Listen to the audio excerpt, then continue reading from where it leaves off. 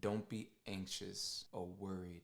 Don't be anxious or worried, the Bible says. So critical. When God is saying don't be anxious, it's a protective measure. You don't have to be anxious. Wherever you're anxious, bro, where it's like you in your head, you overthinking. If I feel anxious, I would reword that with, what am I anticipating?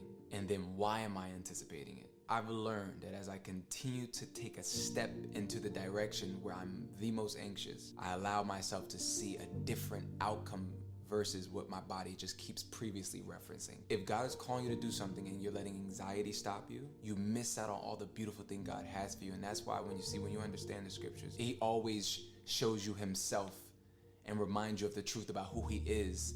That will give you the confidence to be able to enter into a new place, do new things, despite how you've been wounded in the past. The scripture says, they were healed as they went. That's the journey of anxiety. You get healed as you go.